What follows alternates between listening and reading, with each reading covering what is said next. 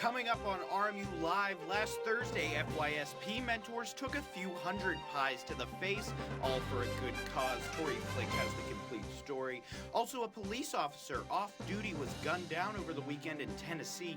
Why officials are worried this could be a pattern, and an attack on a Turkish train station has left almost 100 people dead. Welcome back to RMU Live for Monday, October 12th, 2015. I'm Eddie Sheehy. And I'm Leah Fleischel. Here's what's happening now. Freshmen looking for a chance to get some revenge on their FYSP mentors were given a treat last Thursday with the annual Pie Your Mentor event. RMU Live's Tori Flick was there, and she has the complete story.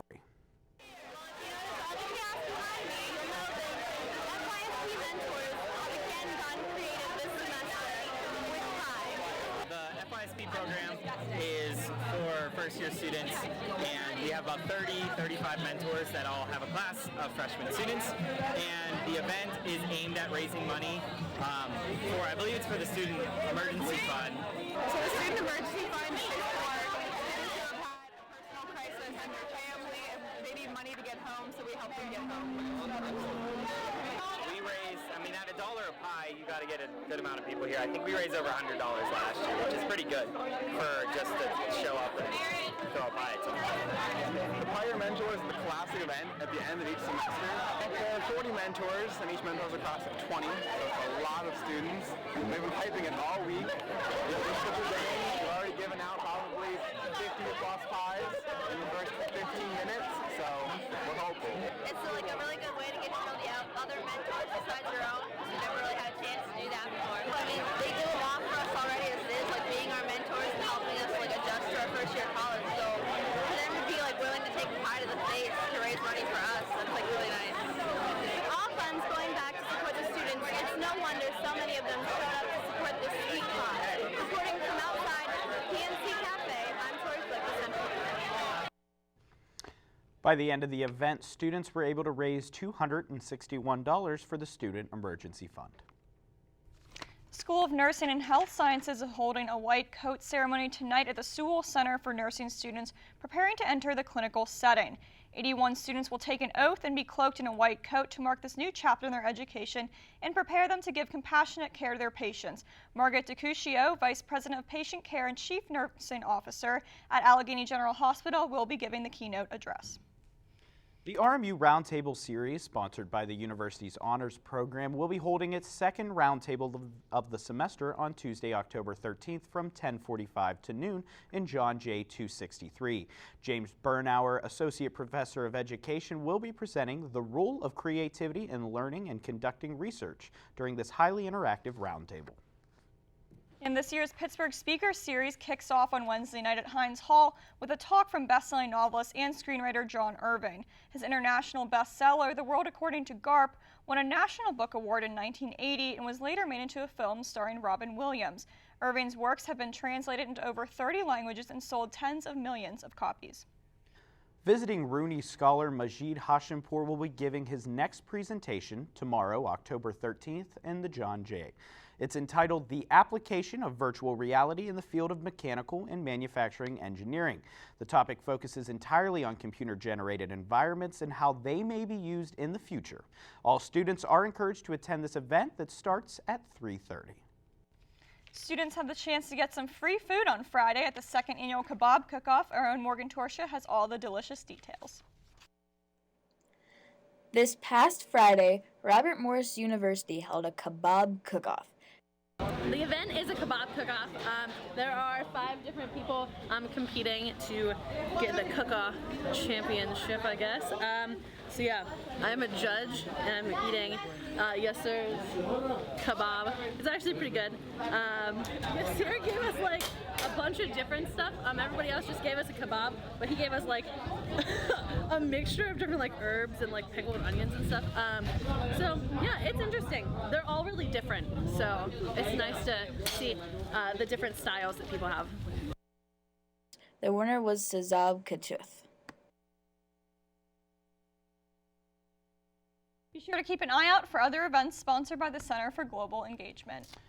And for everything you need to know about RMU news, sports, and my personal favorite, arts and entertainment, be sure to check out your one-stop Ordinary Chronicles stop, RMUCenturyMedia.com.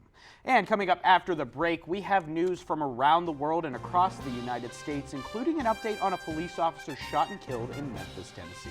And the very latest on who investigators say may be responsible for this weekend's deadly bombing in Turkey. Stay tuned. Looking for these? You drive buzzed. It could be one very expensive ride. First, you gotta make bail. Then pay me to get your car back. Your insurance premiums will go through the roof. And my legal fees just keep adding up. All told, it could end up costing you $10,000. Buzzed, busted, and broke. Because buzz driving is drunk driving.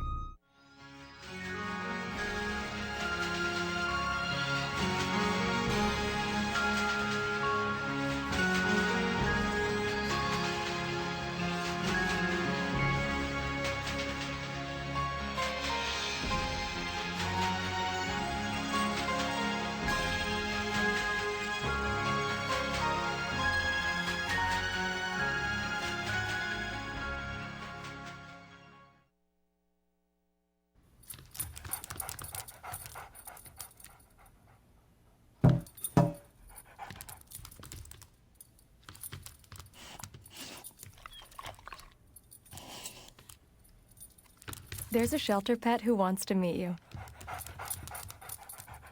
Meet one today. Visit theshelterpetproject.org. Adopt. To Maddie, congrats on paying off all those student loans. Finally, right? How'd you manage that anyway? I started tracking my spending, changed a couple of habits. Wow, I'm kind of living paycheck to paycheck right now. I don't even know how I'm doing it. Well, have you tried saving a little? I want to, but where's that money gonna come from? Bill collectors, they're the worst. Am I right? When it comes to financial stability, don't get left behind. Not home. Get tools and tips for thepig.org. An off-duty Memphis police officer was shot multiple times and killed outside his home Sunday afternoon, becoming the second city officer to be fatally shot in just over 2 months. CNN's Arwa Damon reports.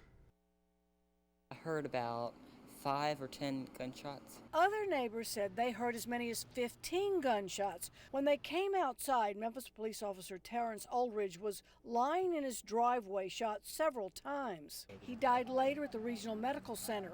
It was just before 1 in the afternoon. Kind of frightening a little bit to know that stuff like this, no matter where you live, you're not really safe anywhere. Police took a neighbor who lives across the street from Ulridge into custody. It's not clear what caused the shooting.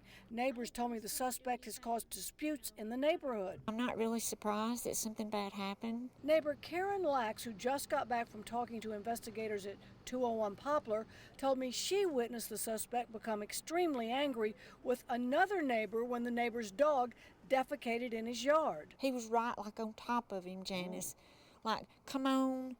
I can't say what he called him, but come on, Mother Trucker. Lack said the neighbor backed up as the suspect kept charging at him. He just kept at him and at him over and over and over again. I didn't think it was going to end. Lack says the suspect is married with a 9-year-old son. Officer Terrence Ulridge has a fiancée who is 4 months pregnant. He shot that man, a man that lived here trying to protect us. And it made no sense to me whatsoever. At all. A male suspect is still in custody but has not been charged. The investigation remains in its early phases. Rapper and Pittsburgh native Cameron Jabril Tomaz, more popularly known as Wiz Khalifa, was cited for public urination in the South Side this weekend. According to police, the offense occurred at the Flats on Carson at approximately 2:30 a.m. Earlier that night, Khalifa had performed at an event at the University of Pittsburgh. A woman was arrested Saturday night after driving towards and attempting to strike several police officers in the Pittsburgh Zoo parking lot. One officer fired his gun in an attempt to stop the vehicle. No one was hit by the gunfire, and the driver, 22-year-old Brittany Alcorn, led police on a short chase after she attempted to flee the scene. The incident started with an altercation between Alcorn and another woman in the parking lot. Alcorn now faces charges of aggravated assault, reckless endangerment, driving under the influence, and attempting to elude police. Now, a woman is facing charges after police say she attempted to sneak drugs into a jail in Somerset using a Doritos chip bag. Shatia Garfield passed a chip bag containing drug paraphernalia, suspected marijuana, heroin, and almost 100 Suboxone strips to an inmate. The exchange was observed by a staff member at the jail who then detained Garfield and contacted state police. 3 strangers worked together in an attempt to save a woman from a burning building in Point Breeze on Saturday, and one of them is an RMU graduate. Sarah Robb, who graduated from Robert Morris with her bachelor's degree in 2013 and her master's in 2014, was on a run when she noticed that a home was on fire. She stopped a man riding his bike nearby, and the two called 911. They went in to see if anyone was inside. The man Robb was with attempted to rescue the woman, but unfortunately could not get there in time. An attack on a train station in Turkey has left almost 100 people dead and wounded nearly 250 others. With the latest, here's CNN's Janice Broach. It's been just over 48 hours since those horrific attacks on Saturday that took place right here, where 14,000 people had gathered for what should have been a peace rally. Now people are coming to pay their respects to those who passed away. Almost 100 people losing their lives in this horrific violence. You see people have put flowers down, they've put candles down, and a few photographs of those who died. Some of those who are coming up also wearing on their chests the photographs of people who they knew and loved and lost. Many of them overcome with emotions as this nation is really struggling to come to terms on so many levels with this type of violence. The worst single attack since the creation of modern Turkey. A lot of this passionate emotion being very politicized, though, at this stage. On the one hand, you have the government of President Recep Tayyip Erdogan saying that this was an attack on this state. On the other side, you have some opposition leaders, opposition parties, namely the pro-Kurdish HDP party leadership that is blaming the government for this attack. Also blaming the government for this attack are those who were present during the peace rally and many of those who lost loved ones as well, saying that at the very least the government had a responsibility to protect the people. And so much uncertainty right now for Turkey's future, especially politically speaking. There are critical elections coming up on November 1st, parliamentary elections, effectively a rerun of the elections that we saw taking place over the summer that failed to seat a government. But also in terms of security, what is going to happen next? How stable will Turkey actually be? These are all additional questions playing out on everyone's mind.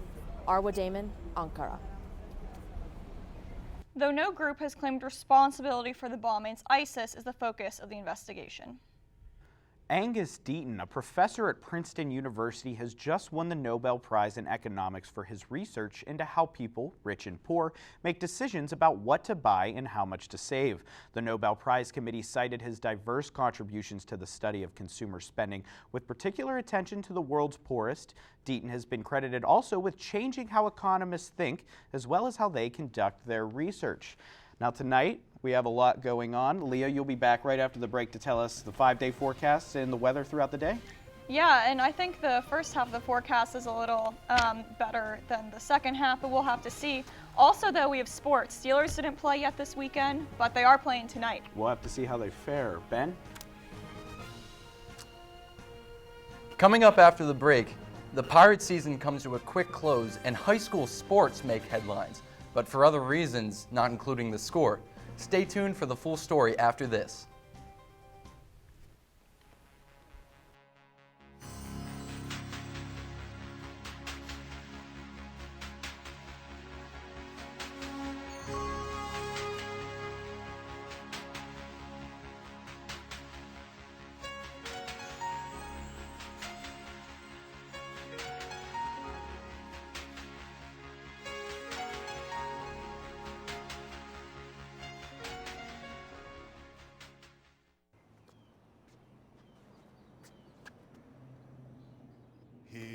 is my handle and here is my spout. When I get all steamed up, then I shout. Tip me over and pour me out. Oh. The smallest moments can have the biggest impact on a child's life. Cheers. Take time to be a dad today.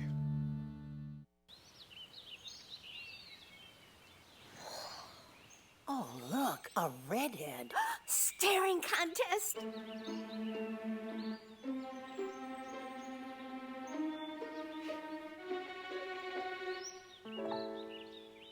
You still got it.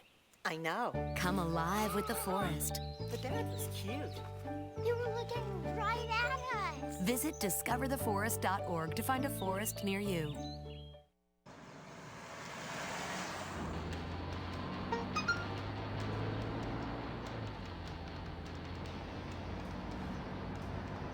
The average text takes your eyes off the road for nearly 5 seconds.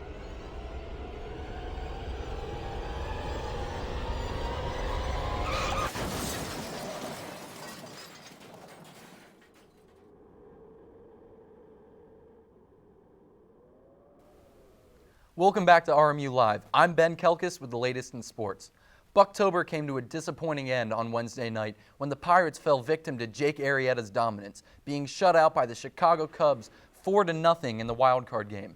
The Pirates' 98-win campaign was their most successful bout since 1991. The Cubs play the Cardinals next in a best-of-5, while the Mets and Dodgers face off, seeking a spot at the NL Championship Series. In local high school sports, a huge brawl broke out between Central Valley and Newcastle on Friday night. And no, I'm not talking about hockey. These two high school football teams couldn't even wait for the game to start to duke it out on the field. The two football teams broke out in a melee after Central Valley players stomped and spit on the Newcastle logo at midfield, a big no-no in the world of sports. The disrespectful act led to a team brawl resulting in 7 starting Newcastle players and the coach being ejected from the game. Newcastle went on to lose 38-0. From high school shenanigans to the pros, Monday night's game features the hometown Steelers traveling to the West Coast to take on San Diego Chargers in a key game for Mike Tomlin's team. The Steelers are coming off a less than stellar performance last Sunday night against Baltimore. A win with Mike Vick as the Steelers quarterback could give the team some momentum heading into the middle of the season. However, Pittsburgh is battling through some injuries as Ryan Shazer will miss his 3rd consecutive game, and Martavis Bryant and Cortez Bryant are questionable for the contest. Kickoff for tonight's game will be at 8:30 Eastern Time on ESPN. That's all the time we have for sports. I'm Ben Kelkis. Now here's Leah with the weather. Thanks so much, Ben. Now we're going to see beautiful temperatures today. It's going to be about 75, and this actually matches the record high that we saw back in 2001. So it's been a long time since it was this warm in October. Now for tomorrow, we're going to see nice temperatures, not quite as warm. It's going to be 64, start out partly cloudy, and then more clouds are going to roll in, and we're going to see mostly cloudy for the rest of the day. Now for the 5-day forecast, like I said, warm at the beginning of this week, end of the week, very cold, especially in the evenings. But it's actually kind of seasonal for this time of year. So on Wednesday, it's going to be 57 with a low 45, and there's going to be clouds, not too much sun. Thursday, all sun, slightly warmer, 66, so it'll feel a lot like how it's going to feel tomorrow, low 47. Friday, good chance of rain. It's going to be 61, low of 41.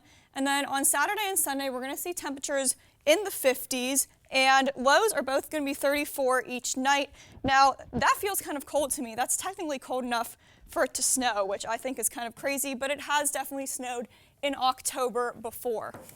So, Ed, what do you think about getting into the 30s? I know we kind of feel the same way about that cold weather. Like today, such crazy warm heat, and then we're going all the way into the cold for this weekend, almost freezing. It's like a 40-degree differential from like today until the end of the week in just 5 days. It's kind of crazy, but that's Pittsburgh weather for you. I mean, I think we're kind of lucky to have had such warm, beautiful weather so far. Absolutely. A lot of like record breakers are getting close to breaking the record as far as warmth goes. So, is the weather going to go back up at any point after this, or are we done? Is this the last of our 70-degree days? I think we're pretty much done with the 70-degree days. Might hang out in the 60s a little bit. The nights are probably just going to keep getting chillier and chillier until we eventually see frost in those windshields and Well, the thank S you. word coming from the sky. Thank you, Leah, for doing double duty. That's all the time we have for RMU Live this afternoon. We'll see you next time.